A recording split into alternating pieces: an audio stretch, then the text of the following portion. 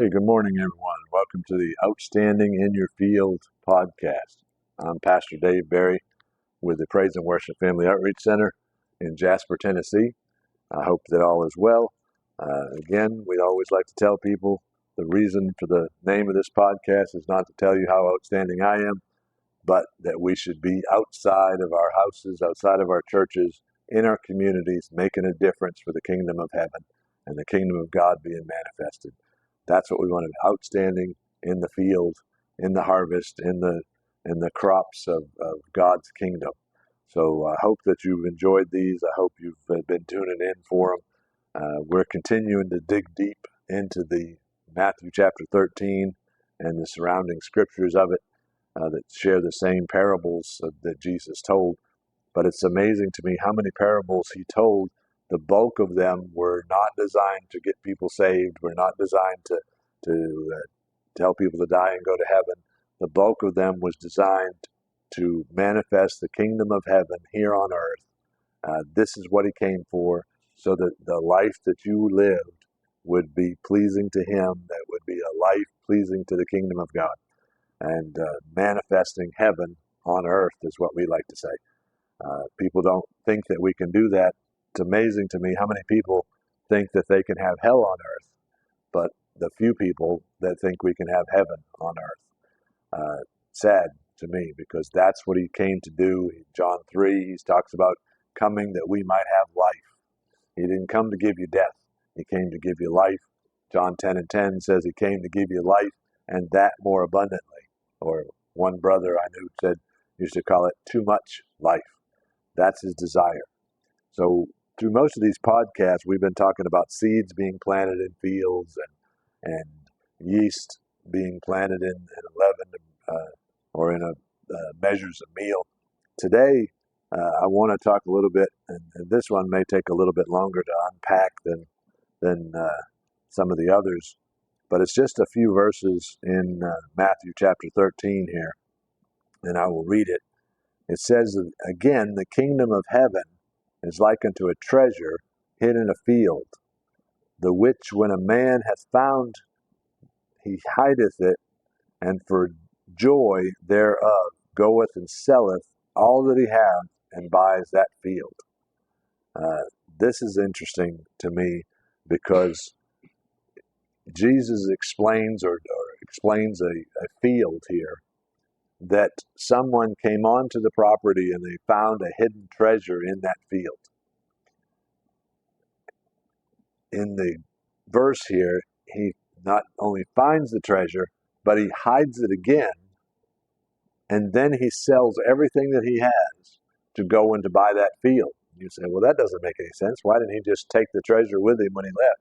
Because Old Testament law would tell you that everything that was in the property that belonged to someone else, all the stuff on the property or in the property, even under the ground, belonged to the person that owned that field. So it would have been unlawful for him to take that treasure for his own because it didn't belong to him yet. So what he did is he re-hid the treasure in the field somewhere. And you say, well, why would, that's unusual for a treasure to be hidden in a field like that. Well, it really wasn't unusual. Again, under the Old Testament principles, a lot of people owned this property and would hide treasures in different places throughout the property. Sometimes they would even hide it for generations because they were trying to, not like they could run down to the ATM and just pull out money for inheritance of their children and so forth, or go down to an investment banker and take no, they had to hide it in different places. And so a lot of people did that. And so whether this field had been lost to another, and if you remember, the 50th year is a Jubilee year. So the property would go back to the family that it originally belonged to. So many times this might have been a property that had been lost through debt or whatever, but not really important to dig that deep into this. But what's important here is he says he found the treasure, he hid it so no one else could find it, and then he went and he sold all that he had so that he could go buy that field. Now, to me, I looked this up in several different places, and not many people shared my point of view in this, but I'm going to share it today, and I hope that it will ring true with you. But I want you to see here that this treasure that was hid in the field is, in my opinion, Christ coming to the field and seeing you, and you become that treasure to him. That makes us so much more valuable than what most people give us credit for. But if you look at this, uh, this can't be me finding a treasure, which is Christ being the treasure. It can't be that, because I don't have the ability to, I can hide the treasure. I could hide, a lot of people have Christ in their heart and hide him, but we don't have the ability to sell all that we have and pay the debt that we owed to buy this field, to buy this relationship of salvation. So this, in my opinion, has to be Christ coming to the field, and he found something valuable there, something irreplaceable there, and it held so much value to him that he chose to hide it until the time appointed of the Father. It hid it in that field, and most of these parables, if you go back and look at where we started, you'll notice that the field was the world.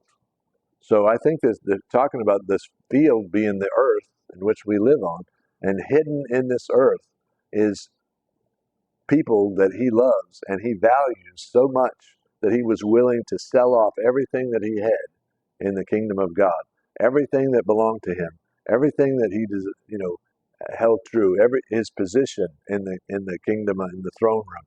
He gave it all up to come here as the Son of Man and purchase us back to him. I think this is a beautiful picture of what he's doing here, and it's time for us to see what Christ has done and what he has purchased in us. That he is the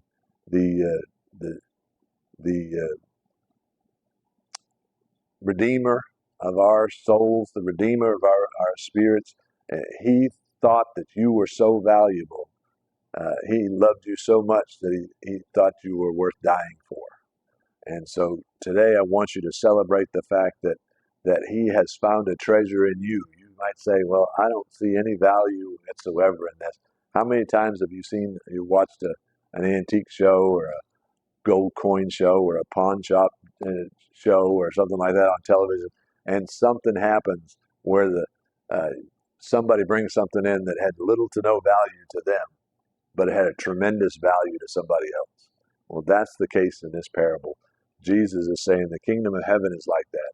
Christ came and he found a treasure here on earth, and that treasure was you and I. And he valued us so much that he sold everything he had just to buy this earth and redeem this earth. The earth is the Lord's and the fullness thereof. Stand on it. Expect it to happen in your life. You are valuable to him. Don't sell yourself short. You are his child. God bless you. Until next time.